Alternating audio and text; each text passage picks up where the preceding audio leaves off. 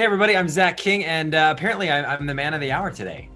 You're tuning into the Men of the Hour podcast, and today's a special episode. My friend Zach King is joining us right now. He's a filmmaker. He's an illusionist, internet sensation. And when I say internet sensation, I'm talking he's redefined what it really means to take your online brand, create content around it, and then show it to the world. Okay, we all live in one Earth globe, right? But he has really been all across the entire thing. And I'm so excited because he started with Vine and YouTube, and now we have TikTok and Instagram taking over the social world, and he's made it there too, right? We'll get into the latest of what we just found out, which is that he received the Guinness World Record for the most followed man on TikTok. Zach, thank you for being here. I have to tell you, thank you. It's been months that we've been trying to get you on the show, and you're here. You made it, and we're so thankful to have you. Thanks for having me. I'm excited to be here. I'm excited to chat with you this morning. Let's do it, man. I want to start from the beginning. I listen, I would start at the Guinness World Record, but that's where you're at now, right? That's the end of the story. Yeah, that's where it all goes downhill from there. You were born and raised in Oregon, but you've always known, Zach King, that you have wanted to have your hands on a camera, editing content, somewhat make people kind of see something cool for the most part with video content for so long. Can you walk us through at the very beginning of when you were younger, even with the home video cameras, if you know those? That's what you got your hands first dirty with, right? And then where did it go from there? So it's for anyone actually watching on the video platform. I have a little trace. This is my first video camera. I was actually huge. I know it's massive, right? Like if you're listening on audio, this thing is like 5 or 6 times the body of a normal DSLR that you use. You know, it's like probably 20 iPhones, the weight of them. But that's what I used to shoot with. And the reason I have this out is because we just hit 10 million subscribers on YouTube. And so I'm working on this video with one of my editors where it's just going to be a thank you to the audience, like over the years. And it has some of the early footage of me saying, you know, I want to be like Steven Spielberg someday. That's the ultimate dream. And I forgot that I had said that, but that was kind of my mantra back in the day. And when I was distilling it over this week of like, what was I meaning by saying that? Because it was kind of that's a very particular thing to be like, I want to be like this person. Right. And if I were to kind of work backwards of what I was thinking, it was really about entertaining people. It was about, you know, I loved Spielberg, had a massive audience. I loved his style of work and his whole body of work. Yeah. But I did love the fact that people would go to the movie theater. That's where I would go see, you know, some of his films. You know, in the late 90s and early 2000s, anything he was making, I was going to see that with my family. And I loved that whole experience. So it was really about entertaining people. It was about kind of finding that middle ground of what do I love making? What do people love watching? And then living in that space. And so in a weird way, you know, I'm not doing that. Like I'm not making movies for the big screen. Right. I haven't accomplished my goal of becoming, you know, like Spielberg, but really that goal's changed and kind of iterated itself over the years. But in an also strange way where you are making videos for like millions of people, but it's just on the small screen now. It's like the opposite of what I thought I'd be doing. It's like that in and of itself is a evolution that you've kind of seen unfold because we're in a digital era now, but that started way back when, even when you were still thinking about the first project and maybe editing that. You're right, it's a different form of what Spielberg was doing, which is so interesting. But did you see it kind of folding out or unfolding this way over the years? I mean, there's no way anyone can ever predict what's going to unfold. I even look at, you know, the people I looked up to, and when you read their biographies now, it makes sense to me. Like they picked up cameras and they had no idea the mediums that would come in their careers at play and the little pieces of luck that they would hit. But no, you can never predict it. But what I really believe is if you're creating more than you're consuming, you're able to really lean into what you like. You'll find that intersection of what people love and what you like making. That just takes kind of years of putting in that time and continuing at it. Yeah, you certainly put in the time. I think part of what has made you, from my perspective, after watching you all these years, what's made you almost peak at your success, not only with your brand, your content, your team, being a boss, being a dad. I mean, your Rolodex of who you are as a person now, Zach, has like just been, it's a plethora of things, and you know that better than I do. But it's also this idea that you constantly find white space, things that people aren't doing. There could be other illusionists and other magicians and other content creators out there. And you're right. Sometimes it comes down to maybe you're not watching them. So I'm curious to ask you, as much as you're creating, are you ever looking to the side when thinking about the next project, maybe for inspiration or to see what other people are doing? Or do you just hope that when you turn on the camera and start editing content, that it's ultimately in that white space? Because we think, when I see Zach King's content, I'm like, that no one would have thought of that except for you. Yeah, I mean, I really don't believe in originality. There is such a thing. Yeah. I just know I'm not in that category of original, but some people would view it at that. But what's interesting to me is, like, if you look at my work and you really study it, we put homages to some of the people we do draw inspirations from. Charlie Chaplin, Yeah. George Méliès, like some of the great filmmakers, even Alfred Hitchcock. We have little, just tiny things in there that you may recognize, little Easter eggs from camera moves to, and even Buster Keaton, a person we look up to, like he did magic tricks. These people were all filmmakers, but they were using even the original jump cut when they figured out on the editing room floor that they could take film and splice it together. Like they were like, kind of like what I did on Vine. It was like, wait, I can add 2 clips. Like, what if I'm literally gone the next clip and it looks like I disappear? Like, Yeah. it was that kind of basic, but I love that, and we're kind of taking the form. And I like to think, if Buster Keaton was around today and he had the Vine app or TikTok or whatever the current thing is, like, how would they play with these tools? They would probably, take it beyond obviously dancing or the typical things, and that's kind of the white space that we do like to play in. But we do draw on a lot of different inspirations. We're not as much I'm not as much consuming content. I do watch some YouTubers unrelated to what I do, and I don't really watch any magicians or because I don't consider myself a magician. I'll watch David Blaine's newest stunt or illusion or whatever they're up to, because their stuff is fabulous and I love their ideas. But I don't draw upon it like I'm a magician trying to figure out their secrets or anything like that. So I play more in the filmmaking world. But my playground, or that white space for me, is like, what do I find fascinating? Because those have always been the times that I'm able to break new ground creatively. So when Vine came out, that was a big one. It was like, wow, 6 seconds. It was actually like kind of like a limited playground in a way. Like, it was like, here's your walls, play within here. But I love that because it's like, wait, I have the same limitations as everyone else. Like, what can I do that's a little bit different? Like, what is no one else doing? That'd be fun. And, even when Snapchat came out years ago and it was like, well, these disappear. It was like, well, that's cool. Like, is there a way we can make these? I remember, there's a million platforms too. Everyone knows this for like being huge on TikTok or huge on Instagram, but there's a lot of platforms that have come and go. I don't remember if you remember Meerkat or Periscope, but these were like live streaming platforms.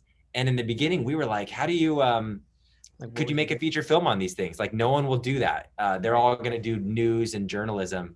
But for me, it was like, how do you do something that no one's going to put the production value into or spend the time doing? And let's do some of those.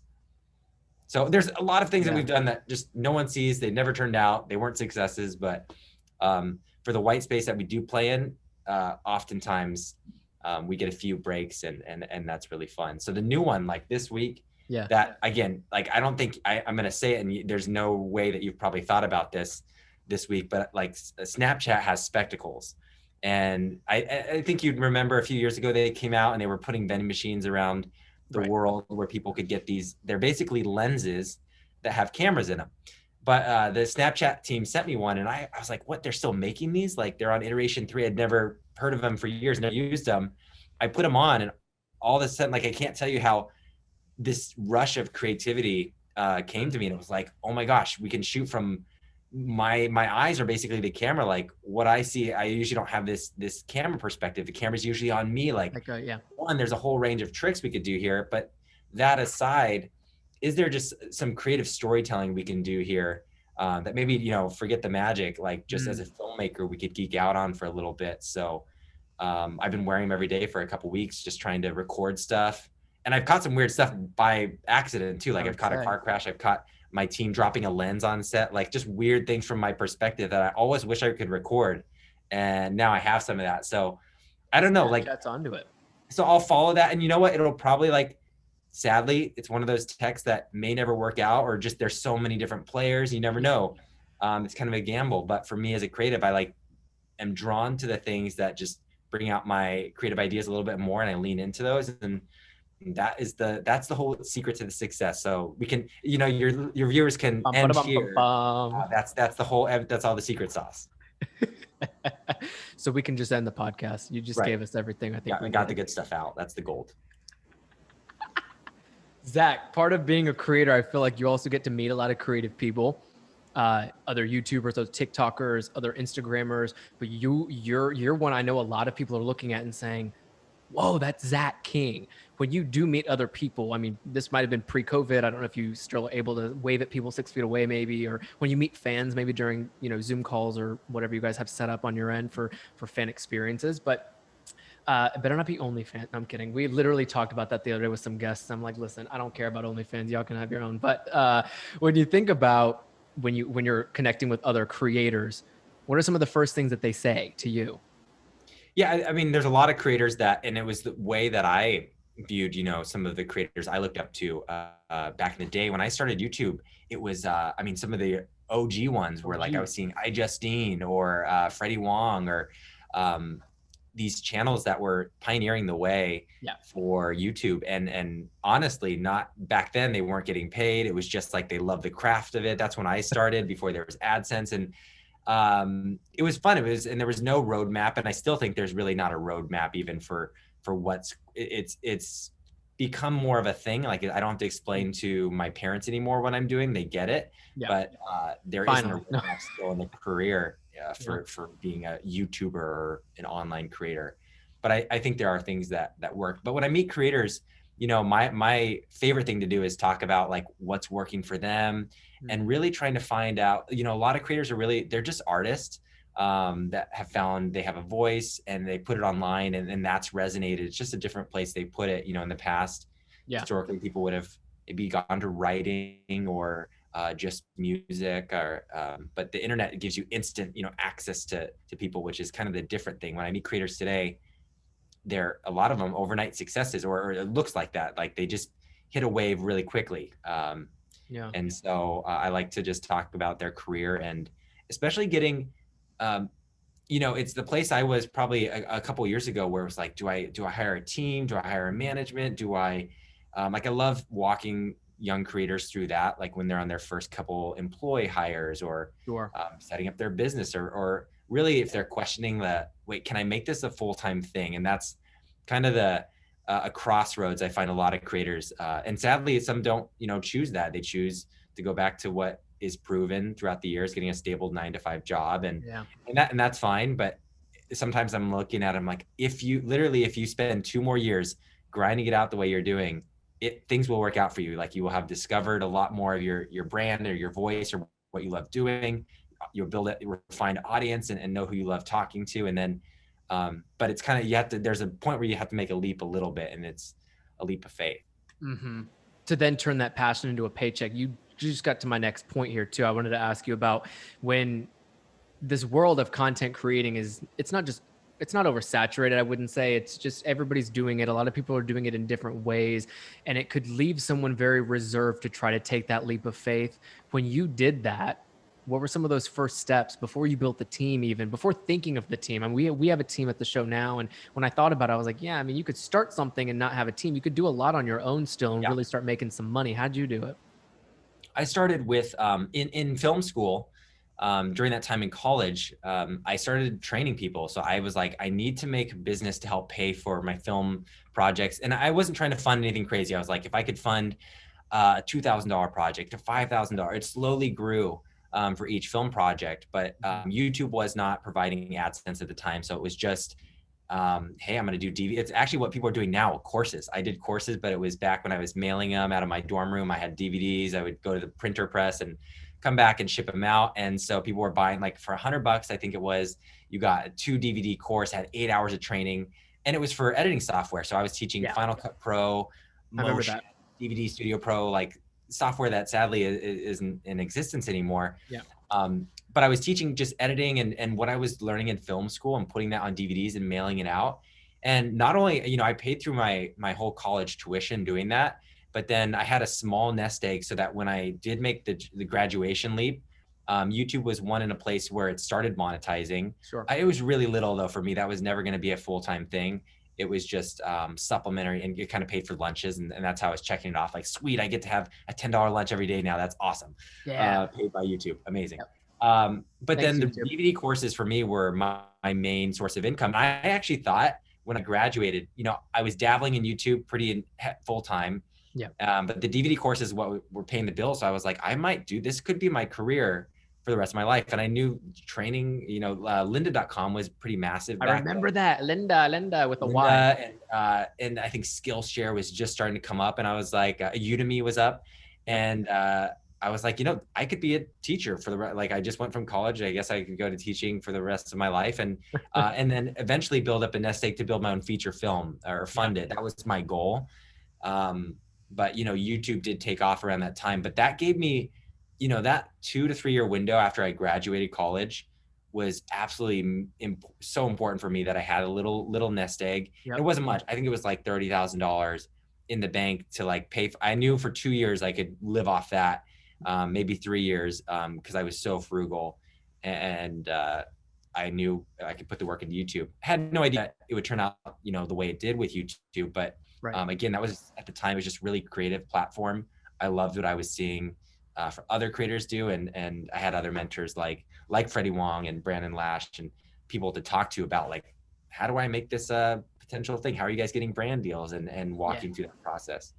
Yeah, it is a process. It's a huge process, and you got to learn as you go. I feel like as an entrepreneur, you were an entrepreneur already in college, where most people probably take that step after they graduate, for example. But we're finding more and more in today's time, Zach, that I think even in elementary school, people are like, I'm going to launch a small little business with my mom. Who knows? And it's all about what you really want to do, and you could do it. It's wild. I meet, a whole range of fans, but some of my favorite interactions are these, and I'm blown away, these 8-year-olds to 12, somewhere in that sweet spot. And these kids are like, hey, so when I get home, I'm not doing my homework. I'm having this battle with my parents. I'm trying to start my business, from 3, but they want me to do homework. And usually the parents, they're listening, but I'm so impressed by the kids. I started a software engineer thing, and I have 10 customers. I'm like, oh my God. And they're all, they're like, we watch, I think a lot of it is the Shark Tank generation. These people who see it on TV, they see young kids go on that show. And even with the whole stock market now, a lot of these 12-year-olds are becoming investors, which is a whole other thing. So there's cool though. I think the younger you can start, they have the tools to do it and reach the world. There's a lot of responsibility, sure, that comes with that, but that to me is also on the parents right there. So, I totally want my kids, when they're whatever age, they have a business idea, put it online and see if they can turn into something. That's the best education. Yeah. Never too early to start, man. Could you imagine? I wish when we were younger, actually, I don't wish, I think our lives played out just fine. But if we were younger, should we have had some of these tools? You know what I mean? Because even Final Cut for back then was a simple tool. Now you got the cloud, and the cloud is so much more complex, and the tools are just there, and the universe is at your fingertips with these things. And that's where we're at. Yeah, each generation seems like they have their own opportunities. Like for me, I don't know if you did this, but I still had my versions of businesses. They were kind of more standard, but to pay off that first camera I showed you, which was $4,500, $5,000 or something like that, I mowed hundreds and hundreds of lawns, and it was just the thing was Microsoft Word. I'd make a really cool flyer. And there was also something about being 12 is really easy to get business. If you go up to a neighbor, you're either suckering them into it, or they have pity on you, or they just want to support a kid. So I just remember all the cookies, how can you say no, even if the cookies weren't good, which they are. But these cute little elementary kids, will you buy a cookie? And you're like, oh, that smile. Okay, of course. I grew up in a military base, and I'll never forget doing paperboy work. Oh, I loved it because I'd be in the snow. I like the snow in Japan. And I remember tossing actually having a paper route. Paper route. Yeah, it was a paperboy. And I always wanted a paper route. What was that like? We should go do it. When I come out to LA, we're going to take a paper route. I always imagined as a kid, paper route, every time I threw the paper, it's ka-ching, 10 cents or whatever it was, 5 cents. Not even that. Listen to this. They tip you very well. because you're young, you're in the snow, you're giving them their daily paper. And so when you do make your routes to, I think at some point it was on the maybe a biweekly or monthly basis, I would have to knock on their doors and resubscription. Do you want to continue with us? And they would always give me tips. And I'm talking $50, Zach. So same with What? you. When you get that cha-ching, That's man. wild. But we were young. That's what we had to do. Remember? Paperboy stuff. Or I remember like homemade cookie selling at a gas station on the Air Force Base in Japan, just being like, hey, I'm going to go do like a cheerleading competition. And my mom and I would just go, and it was a lot of friends, don't get me wrong, but same to you. That's just what we did back then. Now it's like, oh, let me start an online clothing business, get a merchandising company, and right, all online. Yeah, it's wild. And I mean, when I was a kid, I would be sent to this music camp every summer for a month. Oh, yeah. And the first summer I was there, I had a breakthrough. 2 weeks in, I realized that the store down the street sold these lollipops for like 25 cents or 30 cents. And I bought a couple, brought them back, and my friends were like, dude, where'd you get those? Like, can I buy some? And I was like, oh yeah, it's $1 each. So I bought 2 of them. I go back to the Why did I know store you were going to say that? and buy like the whole package of them, slowly take them to classes. I'm like dealing them, I'm just watching Breaking Bad with my You were that wife right kid. now. And it feels like I was doing like a little Jesse Pinkman in music class with these lollipops, and making Smart. a profit. But yeah, it's just Profit, seeing man. opportunity in life. But I love that kids are, being inspired young, but especially with having phones, like that's my thing. And that's why I come back to, you have to create more than can you consume, because there is a large tendency, and I think it probably is harder today. Like when I watched Saturday morning cartoons when I was a kid, my parents would like turn off the TV by 8 a.m. and it was like, okay, now you're going to go out inside and do something. And not that that's not like parents that haven't changed a lot, but there are more ways to consume readily available. There's internet everywhere. There's a lot of kids have phones or have access to iPads or whatever. And so my job, and even I have 2 young kids. I have a 4-year-old and a 3-year-old. And it's amazing. Like they already tap on books and try to swipe like real life books because they've had, and to me, it's like minimal iPad time or minimal screen time, but they actually have consumed a good amount. They know what YouTube suggested is and how to click through thumbnails and find the most eye-catching one. So it's like, how do you also be really engaged as a parent today and guide through it? Because I don't want to be a parent that's like, well, no, you can't have access to the internet or anything like that, because I want them to have the opportunity. But there is it seems like a bigger parenting challenge today.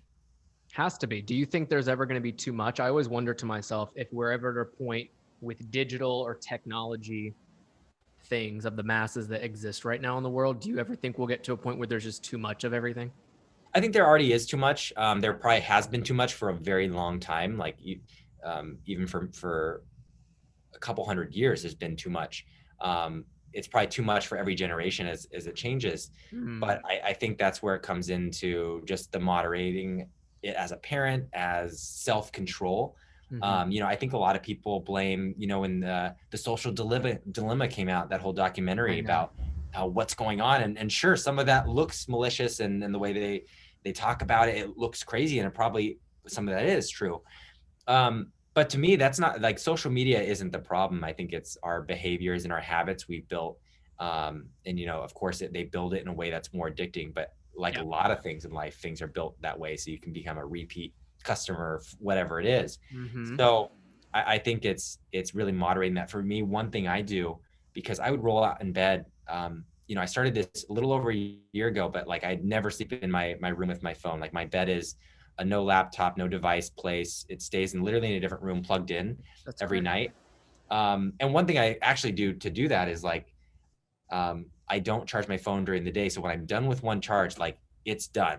So, and phones granted can go probably, like mine can go 2 days maybe with decent usage, but I have to actually plug it in at night, and I keep my plug. I taped it literally to the wall so it doesn't move. So one, my wife doesn't take it and use it somewhere for her and I lose it. But also it helps me, like I'm not going to move it to my bedroom and charge it there, because I've done that for so many years.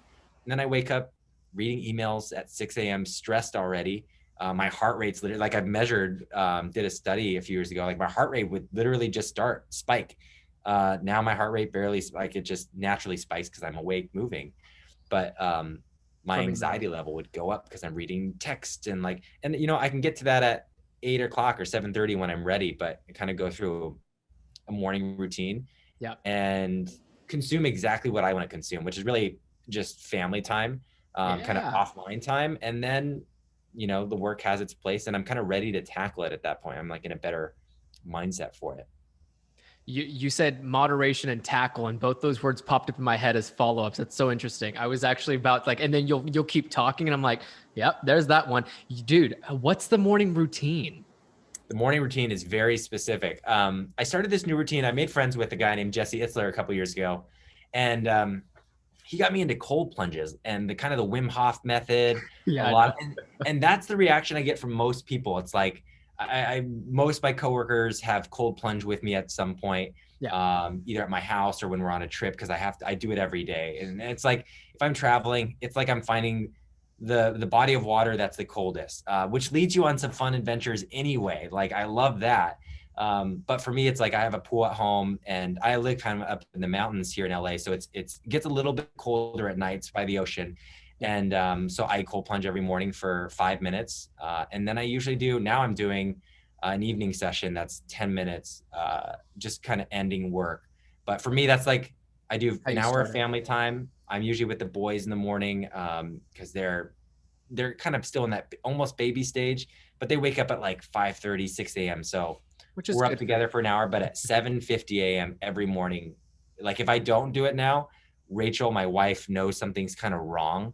Like there's usually something, and I kind of like that. There's this at 7:50, if I'm not in by like 8 o'clock, she'll ask me like, "Are you gonna cold plunge?" And like a few days ago, I waited till 11 a.m. because it was like an overcast morning. And there was actually just something in my day that I didn't want to do. Like I had been avoiding it, and I know when I cold plunge, like I'm gonna get up, I'm gonna read the Bible, and then I'm gonna have like a coffee, and then I start my day. And I'm gonna tackle those things. But like if I don't start the cold plunge, I can see my tendencies to be like, oh, there's something else in my day that I actually kind of subconsciously don't want to tackle. But for me, the cold plunge, it's a fight or flight thing. You have a quick moment of it's not death, but it's like the closest thing that day you're going to have to it, because your body's like, I'm freezing. I need to survive. I need to breathe. I need to do things to stay alive here. And it kicks in that fight or flight. And I love that, even just for 4 or 5 minutes. And that, to me, the rest of the day is fairly easy. It turns into, I've been doing cold plunges almost about a year now, every single day, haven't missed a day. And I just have so much better days. Like everything feels so much easier because, I'm shivering for 10 minutes after. And it's a reminder that like, that's probably the hardest thing I'm going to do all day. Even if you have client meetings or you got to go film something super massive, that probably is the hardest thing to start like that. But it's a fun thing too. Like I do it alone, obviously, when I'm alone, but with my wife will join me sometimes, or I'll have family if anyone's visiting.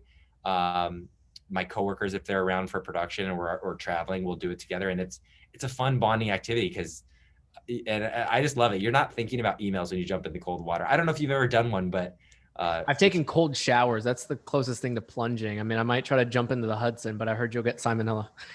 Oh, New York. That's fun. I haven't done a cold plunge there, but yeah, I wouldn't do it. No. It's so gross. I don't know though. Wim Hof swears that partly the cold plunge helps his immune system. So I think you call me when you do that. I'll just have a helicopter ready to pull you out of there if everything goes bad. Yeah. Zach, more on your background. So before we did this interview, I was told by our team that we kind of look like cousins. And I think the reasons why is because we're both Hapa. We brought that term up before we hit the record button. I guess it's half Asian Pacific American or something along those lines. You didn't hear that term until you went to LA. I didn't hear the term until I was in LA either. But for those of us who have an Asian parent and an American parent to some degree, maybe Asian or Canadian and whatever, European and Asian. Yep. When you are half Asian, you're half Chinese, I'm half Japanese, you have a certain look, a certain character to you that is almost hard to tell. I'm looking at the both of us now, and there's a few things I think I notice people point out about Hapas. One, I don't know if you get this, but they compliment the eyes a lot. Like, especially if you're in a drive-through, people just be like, especially now with masks, they'll be like, oh my gosh, your eyes are really, really brilliant or whatever. And I'm like always, I don't know, it's consistent enough that it's a comment that my wife's like, I think they say that because you're like this half Asian mix. I don't know. I'm just making that up, but it's interesting. So when I first came to LA, a YouTube executive that I had met with once I started my channel, he was Hapa, and we went on this whole YouTube retreat. And, I realized at the end of it, like, there's this strange connection you can have with Hapas. And all of a sudden I was getting doors opened. It was like, you want your YouTube channel monetized? Done. Do you want, do you need this, partner thing done? Like, and I was like, I don't want to like over leverage this here, but this is kind of awesome. And there has been this unique, it's just a small culture of Hapas that are in LA. And when I meet them, it's so fun, like to just connect. And it's like, what's your origin? And for me, many years, I didn't like, I'm Chinese, and I didn't celebrate a lot of the traditional things though. Right. Like I did standard Chinese New Year and gave red envelope leishes and Yes. did a few things with my family. But over the years, it's been fun to, especially I have a son that's Vietnamese Yep. that we adopted into my family. And as my wife and I are trying to grow our family through foster care, through adoption, domestically, internationally over the years. And so part of our thing is like, we need to embrace the kids' heritage and also our own, and make that a part of family, because I love that. family, it's awesome that it looks blended and it can have so many different races intermingled, but Oh yeah. I think you miss out on some of that flavor and the color of life if you don't lean into those. So I Yeah. feel like now I'm leaning in a little bit more to a few of the Chinese traditions. That's interesting. My great grandparents and my grandparents really did hold them, but somewhere in my parents' lineage, it kind of fell away and they became, more Americanized. Sure. Sure. Um, and so we're trying to figure out, I'm like even learning how to cook for my son, like pho and Do Vietnamese it. food. Like it's a whole different it's different than prepping Chinese food. Oh yeah. Um, but yeah, I That's think cool. fun Is- to blend I'd that. say the world is always more colorful when you start mixing it up. That's just anything, right? You look at food, you can look at food that way, a painting or whatever. It's just, I've always tried to embrace that. But I remember there was a point too, and you probably experienced this when you are younger, you're never Chinese enough and you're never American enough. Or like, what are you? Okay, you're just a foreigner. I don't know if you've like been to China in your time and had your visited with family and such. When we're in Japan, my brother and I remember he was in kindergarten, the only one that looked like you and I. And everybody would be like, do you even speak Japanese? Or when we went to like New Mexico, for example, when dad was in the Air Force, it's like they'll always just be like, so what are you? Do you speak English? And then when we went to Tennessee, that was the worst part, right? Because everybody thought I spoke Chinese. And I was like, oh no, xie, like I can't. But and I was like, the term is Japanese. So it's like, it's also this cool experience of also not only embracing your culture, your upbringing, but then being able to educate people on it too, because we do see both of the worlds, Chinese, Japanese, and the American lifestyle too. And then now you're having to study Vietnamese and take that upon yourself for your son. That's great. The reason I bring it up, Zach, is because I often wonder for people who are biracial, when you are now starting to embrace your ethnicity and who you are, what you look like. I think we're good looking, but that's my opinion. And now that that's always in front of people, do you think there will be a point where you fully embrace it to the point and try to educate people, maybe? Or I mean, maybe that's just a continuing thing for your life, but just being Zach King, half Chinese American, what does that mean for you as a brand? Yeah, I mean, my favorite kind of fan interactions are the ones where you can relate to someone, and there are a lot of fans I meet who are biracial, and we've had that conversation of Yeah. which one do you identify with more, and you kind of hit on something. I think it's a humanity thing, but Right. I'm always trying to gravitate to the culture that I'm in and say, when I'm in China, like I'm Chinese, please accept me as this, or like when Right. I'm whatever, I could be in the States, and now I'm trying to, it's funny when I go to Hawaii, people think I'm Pacific Islander. That's like the one place I fit in.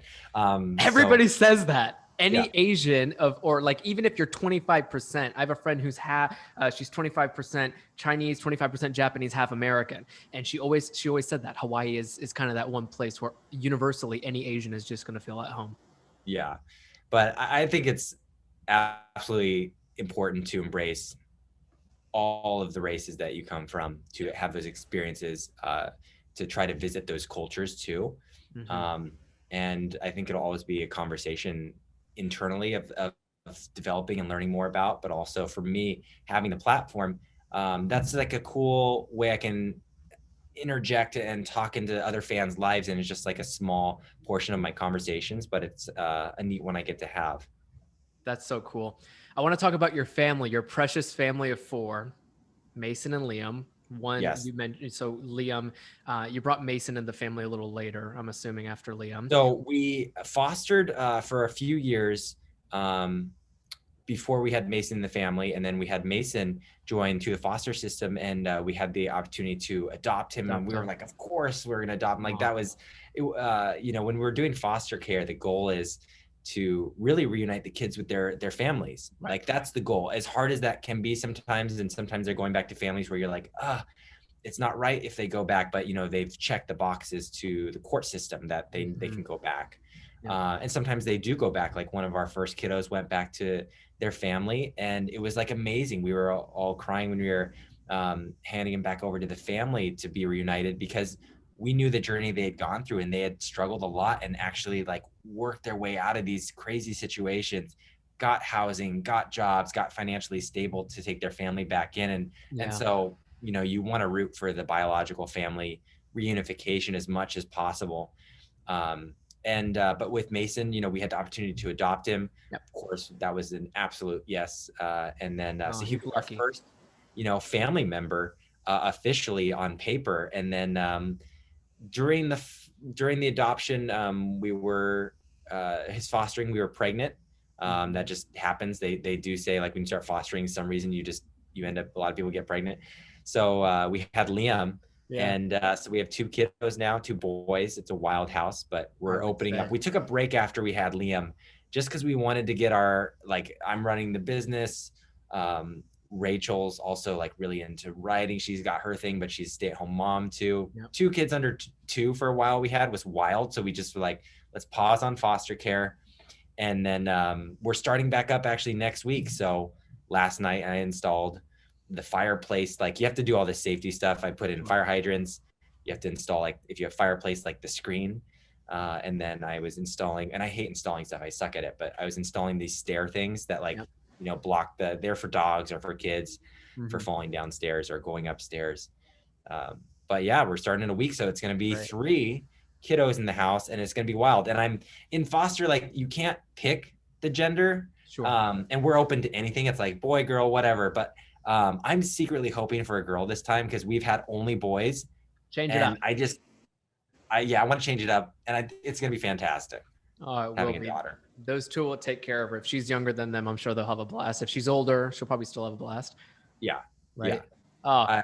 I'm nervous because my youngest, when we have a baby around, we've had our friends had kids, they'll come over with their baby, and he'll just be so upset, I think that's the youngest, but he'll try to like hit them, and we'll be like, so we're going to have a whole parenting thing happening, but I'm excited. It's, parenting is just a journey that's really great. Fun, and it forces you to grow. Like, you don't have a choice, either grow or you don't. And it's a hard journey. Grow and learn and balance. How are you and Rachel balancing for the most part? I mean, I know you're busy with the business. How much time do you think, in a perfect world, how much time would you spend both with family and work throughout the 7-day work week? There's a, there's kind of a season for everything. When I was doing the YouTube 12 years ago, starting that, it was, I never calculated how many, but it was like any waking hour was, if I wasn't eating a short meal while I was watching YouTube, I was working through the night, 3 all-nighters a week. Then I talked to a sleep doctor who was like, this is really bad for your health. And I took that one seriously. So I stopped doing all-nighters when I got married. Like that first year of marriage, I kind of stopped doing that. Because I found myself just really grumpy. And with another person in the house, like, that grumpiness can turn into an argument, or it just always. Yeah. So over the years, it sounds kind of lame, because as a creative person, I've really wanted to never have a 9-to-5 job. I've always wanted to have, that sounds corporate to me and to most people who would kind of have my line of work. Yep. But we actually started in the business. Once we started hiring people and growing a team, for a couple of years, it was like, well, whatever projects we get, we'll take them on. We'll work through the night. That habit started up again, just like I was in college. And me and Rachel kind of just internally, as well as the rest of the team who had family, kind of were the guiding lights to like, hey, this isn't sustainable for the long run. While we may get awesome bandwidth from doing the all-nighters, a little extra, we're ultimately getting burnt out. So we built a 9-to-5 policy with the team, which is what it means, and I hate the word policy, but it's like, it's more of a, it's a culture. It's like, Yep. we come in 9 to 5, one, because I do think that cross-pollination of ideas at the water cooler, or on your way to the bathroom, or going to the snack bar, it's like, you're going to have this, hey, I was thinking of this idea this morning, what do you think about this? And like, you get these little like seeds planted everywhere, Yeah. and all of those at some point kind of blossom into an idea, whether it's a video the audience sees, or just a little another business we start. Like, it's just this fun cross-pollination of creativity that can't happen if you have half a team randomly working at night, midnight, or coming in late, which we were kind of doing. But 9 to 5 is also like a little bit of a sanity for a lot of people, because I know myself, like, it's easy for me as the founder and owner of the business to want to work all the time, because at the end of the day, it is benefiting me probably the most out of anybody. But if I worked for my business from 5 onward, like, I'm happy to do a few emails that come in once in a while, or if a late night requires it for a pitch the next morning, 100% down. And the team kind of stretches in that way. Or if I have to work even a weekend for a production a couple times a year, that's fine. But I really want my team to be able to have other lives besides their work life. And I know as an owner, a lot of, like, we did a survey among the team, and that was actually surprisingly, like, you wake up after that survey going, oh, not everyone wants this as much as I do. Like, they want it hard, and they want, some rewards from the business, to be paid well, or to have awesome work that they are satisfied doing during the day. But there's more to life than just that for everybody else. And so we found that was a big benefit to the culture by having this 9 to 5 kind of, like, that's when, and it was hard for me, but to prove it that I was serious and it wasn't just some kind of a surfacey mission statement, I had to do it. So I kind of strategically moved about 20 minutes away, because at first, when I started the studio, I was working out of a house, and it was just like a typical college house. Oh yeah. Had my first friends, and we're the first writing team, and it started as like friend to friend hiring. But I lived like down the block, like literally could just run over at night. So that's when first year of marriage, I would run over. And then we moved it 20 minutes away. And yeah, so that drive, like, I'd start at 8:30, be in by 9, actually leave at 5, get home 5:30. And I think after a few years of doing that habit and the team seeing it, that, okay, we're serious. And like, I'm not sending too many emails after, like, if I send an email at 7 a.m. or 7 p.m., I love the schedule feature on Gmail. So I schedule it for like 9:01 or 9:10. So my whole team's inbox, gets flooded then, but it's during like the work hour. So they're not getting pinged at 6:30 in the morning and like, oh man, I'm already, getting stressed or beyond.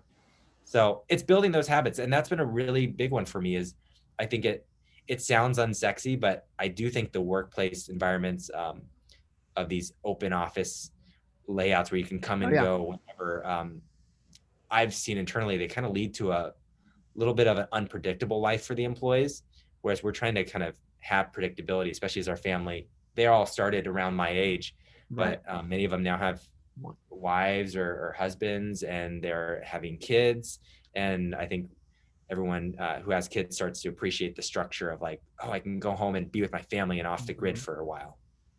Because you want that might not be balance more so than it is, you want a longevity in everything you're building. And like you said, no one wants it as bad as you do, but you want it to be for a long time. I less use the word balance, just because balance implies that both are equal at all times, whereas there's a harmony to it. So it's like the ocean and tides. There's like ebbs and flows, because I mean, I'm not saying I don't work hard, but if I either have travel come up, or have, like, this next week we have a massive shoot and I'm going to be working 7 days a week. I usually take the weekends off for my family, or do very light, 2-3 hour windows of work as the kids are napping or something like that. But this next week, like, my wife knows, for 7 days straight, it's just part of the job that week. I'm like going to be staying in LA in a hotel to be closer to set. Like, it's work mode. So it goes in little seasons. But the big thing, at least that saved my marriage, one of the tools is just setting expectations. And it sounds so basic, but it really is. Like, we have Sunday night meetings, and we both go into that knowing, like, that's the sexiest thing to do as a couple. Like, okay, business meeting, like, let's go over the calendars, let's go over budgeting. But we do it Sunday nights just to talk about that next week's, because things usually change, probably like you, week to week a little bit. we go over expectations, and Very it's a healthy. lot of just like unexpected, like, wait, I thought you were going to be home at this time and put the kids down, or like you were going to be a babysitter so I could go do this. And, it Right. just sets it up really nice.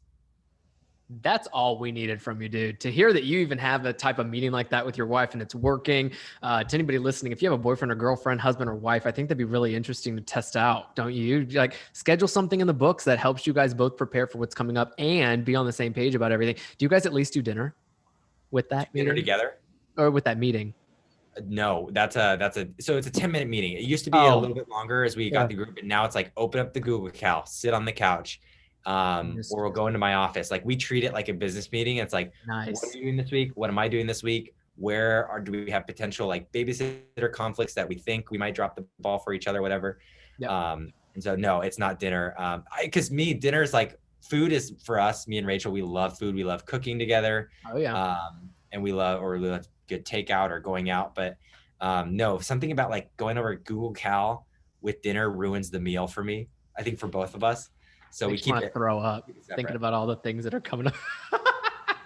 Zach, I want to get to a game we call Quickie Cues with you, which will be on our YouTube channel. But right now, I have just 2 more questions for you. Have you ever had a hard day? And what was that hard day? Could have been professionally, personally. If you have had a really tough day, say you skipped the cold plunge, for example, and that day was just hard as hell. It was long as hell. What did you tell yourself to get through it? And was there maybe one thing you thought about constantly throughout that 24-hour time period that got you through it? Yeah. You have to give yourself grace. I think we go too hard on ourselves, I mean, myself included, for having bad days. It's for me, there's 2 things that I do. Yeah. Besides, the big one is actually scripture. I'm big into reading the Bible. I love the principles of the Bible. I love Jesus. And that's just kind of been my shaping worldview and how I get over a lot of those things. But also writing it down. Like for me, when I write out what I'm feeling, as crappy a day I could be having. I had one just last week, and I had just a bunch of things fall on my plate, and I started writing down like what's bothering me. And after I wrote it down, even as I was finishing the last couple of sentences, when you have that feeling of like, what I just wrote down actually is not that significant to some people in the world. Like, and not that you have to compare to feel satisfied or feel gratitude. But I had just had that every time I finish about the last paragraph of like why my day is the worst. I'm like, you know what? It's not that bad. And what's cool about grace is you'll have a new day tomorrow. Like you have a brand new start. Just sleep it off. But I've actually linked a lot of my bad days because I do a charting system for my day. Every day I write, and this is from Jim Collins, but I've been doing it for years. I write a spreadsheet of all the way from -2 day to a +2. And it's a little bit arbitrary, but it's just at the end of the day, how did I feel that day went? I rate it, and I keep a spreadsheet, and I write a few keywords for the things I did. So at the end of the year, I can always say the days that I did 3 hours of writing, I had a fantastic day. If I started my day from 9 to 12 and that's all I do and all I get done, don't even answer an email, like I actually have usually a +2 day. So I do that, and I've actually linked it to sleep though. That's a big one for me. So if I'm not getting 8 hours, and it sounds kind of bougie to a lot of people, I think, especially in the startup world, it's like, oh no, it's cool to say you get 4 hours. It's sexy to say I didn't sleep last night. I'm still that. But it's not, like, especially as your body gets older, like you're building one really bad habits for your body, Right. but you're ruining like the circadian rhythm. And for me, like me and my wife are around 9:30 looking at like, hey, we have half an hour. Do we want to play a game? We can't watch a show anymore. Like the 40 minutes that would take, we're done. Like we got to be in bed by 10. So we're both pretty good about like 9:30, we're making sleepy tea and getting ready to go to bed because we're up at 5:36. Sleepy bedtime tea. No, that stuff exists. If nobody knows, sleepy bedtime tea. I mean, some people use chamomile, but there are teas out there that really just help you wind down. A lot of which are Chinese made, which is that right? Yeah, I mean, a lot. That's awesome. We just do the standard, like whatever we buy at Ralph's is like, it says sleepy time or sleepy tea. I miss Ralph's. But you don't do Ralph's? No, they don't have it here. We have like Trader Joe's, Whole Foods, and some of the other ones, but Ralph's is a classic. When I moved to LA, I'd never heard of it. But yeah, Instacart. I mean, do you have Instacart where you are? Yeah. Oh, maybe there's some Ralph's in Connecticut or something. I'll find them. Yeah, Instacart has been a game changer too for us. Like, not shopping, just having our pre-made card every week, and And just just that's what we add to the business meeting. It's like, what meal planning? Done. boom. Order. Make it easy. Keep it simple. Go to bed at 9:30. Zach King, you've given us so much, dude. I got one final question, and then I'm gonna let you go about your busy day, and we're gonna play a quick couple-minute game of what we like to call quickie cues.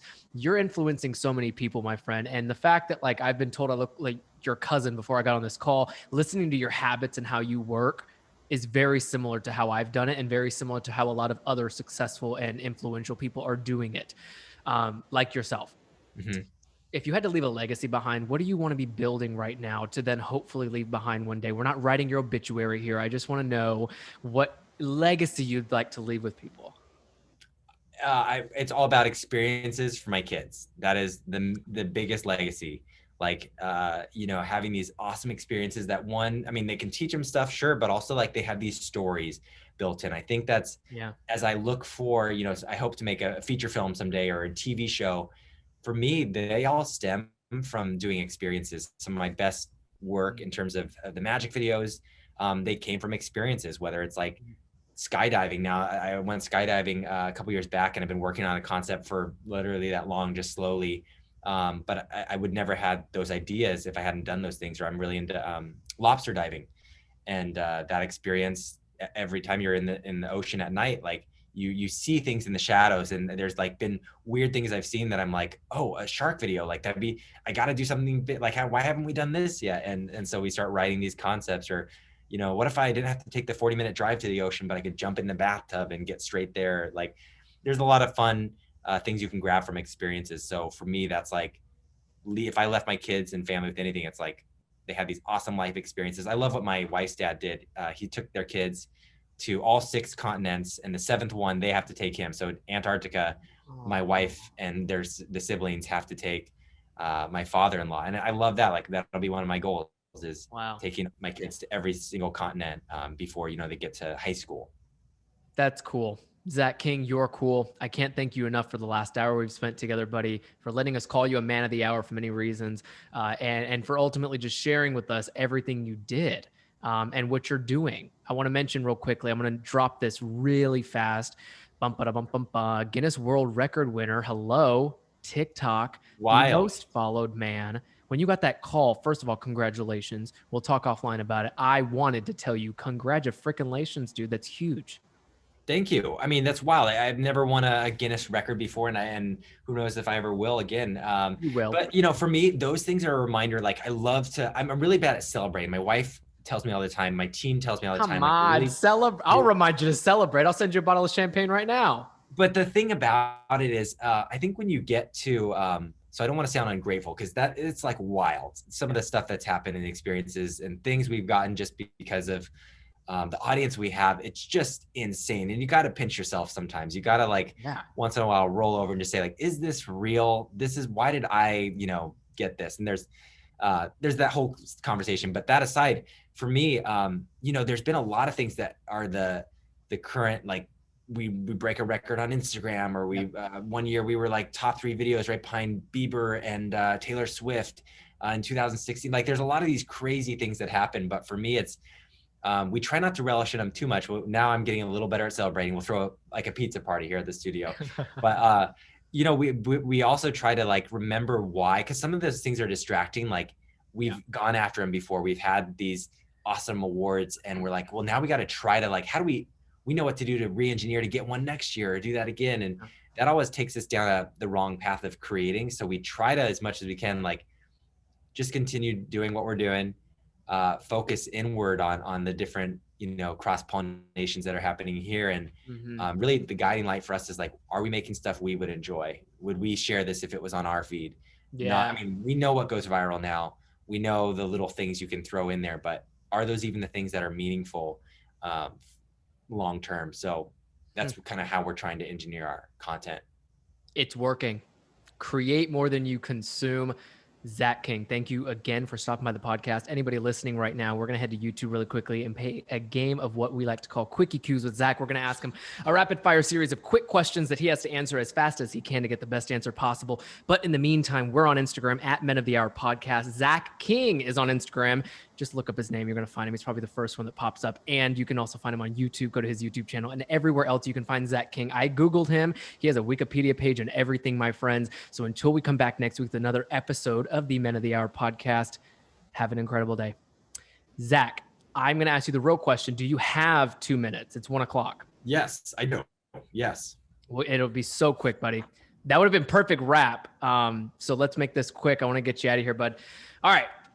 It's time for a game I like to call Quickie Cues, and we're here with Zach King, the king of content creating right here on YouTube. Everybody, welcome. Zach, are you ready, buddy? I'm going to ask you a rapid-fire series of quick questions. I'm going to give you little time to answer them, and they're random as hell. So are you ready for this? I'm ready. Yeah, let's go. What weird food combinations do you really enjoy? Ooh, I mean, I don't know if it's weird, but I love pho and chicken. Like, maybe that's the thing at some restaurants, but I'll throw fried chicken into pho any day. Where do you get your news? Twitter. Twitter is the #1 news. What movie can you watch over and over again without getting tired of it?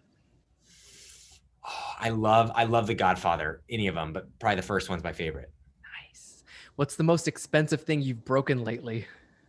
Ooh, I dropped a lens on set. It was $3,000. That was a bad decision, or just bad protocol on my end. But yeah, it's always film gear. Dang. What current favorite song do you have in mind? Favorite song is going to be The Four Seasons by Vivaldi. Was listening to on the way in. Ooh, nice. Get you in good vibes. What's something you can't live without? Cannot live without my Apple Watch, because that's the thing that it tells me to stand up and walk around, to breathe. And it tells me to go on a run. Like, that keeps me active. How do you start your day? I know. Tell everybody. Cold plunges. Cold plunge start the day. Almost killing yourself to start the day. How do you close your day? I close my day. I wrap it down with my wife. We talk for at least 10 minutes before bed. Whether we go off and do our own things after that, we just have to have a little connection time. What is your go-to restaurant in Los Angeles? So I've been trying all the pho restaurants. I can't remember I have a list going in my phone of my favorites, but it's any pho restaurant. I've been there and I've rated them on my phone. Somewhere, I mean, I love this stuff in downtown LA. Yeah. So there's also a great place by LAX. I got to find the name for you. Yeah, find it. Oh my, Mason's lucky. You already enjoyed pho before, and now I already liked pho. Yeah, I already loved Vietnamese food. Yeah, you joined the right family for that one. Food culture. What habit do you have now you wish you started much earlier? Sleep. I wish I started sleeping, 7-8 hours a night back when I was in college. What's your favorite TV show? Currently, Breaking Bad. It's the only show I've watched twice. I will just about have finished it for the second time here. Nice. Who do you look up to? Anybody? I look up to my mom's pretty incredible. She's just she's a nurse. She works night shifts. Like, I don't know how she homeschooled me. Like, that's amazing. Having just 2 kids, she had 4. Having 2 kids, I don't know how she did it. And for, however many plus 30 years I've been alive. Oh, we'll send this to her. Hi, Mom. We love you. Thank you for everything. What's something you always wanted to do but never got to do yet? There's something called 29029, and it's walking. You walk the height of Everest without going to Everest. You can just do it on a hill. My buddy Jesse runs it, and that's something I want to do this year. That's on my bucket list. Nice. What's your favorite clothing brand? So I wear only one brand, and that's Target. Come on, Target. So $6 t-shirts here. And whatever these jeans are. I think these are actually on Amazon, but they're like $18. Nice. So I'm currently wearing about $13 or $30 worth of clothes, which is my daily. It's called a smart shopper. What is your favorite brand for food? Favorite food brand is gonna be well, it's a beverage brand, but it's the same thing because I consume them so much. It's Topo Chico sparkling water. Oh, nice. That can eat and drink that all day. What's the first thing you did when you got your first big paycheck, and what did you spend it on? I spent it on, so I'm really frugal. I don't spend much money at all. I probably put it into the stock market, invested it. That's what my spending every month when I get paid, throw it into Robinhood or Webull or wherever. And that's like, to me, spending money. I'm like, what can I invest in? What's on sale now? Oh man, if you want to be like Zach King, all you got to do is wear Target and go and spend your money elsewhere, like investing. Smart man. Last question for you. Do you work out? How often? And what type of workouts do you do? So it's mostly a yoga practice. It's every day. It's a little bit after the cold plunge. So that's my warm up, and it's short. I only do 15 minutes. It's really just, it's, for me, it's a mix of yoga. I used to do a lot of hot yoga with my wife at a place near our house, but it's really kind of just basic stretching for me. Nice. Well, you had her doing hot yoga. Now you have her doing cold plunges. I'm going to let you go cold plunge again. Thanks for playing our game of Quickie Q's, Zach King. And it was good to have you. Thanks for being a man of the hour. Thanks for having me. The Men of the Hour podcast, my friend. It was so good to see you, buddy. All right. Good to see you.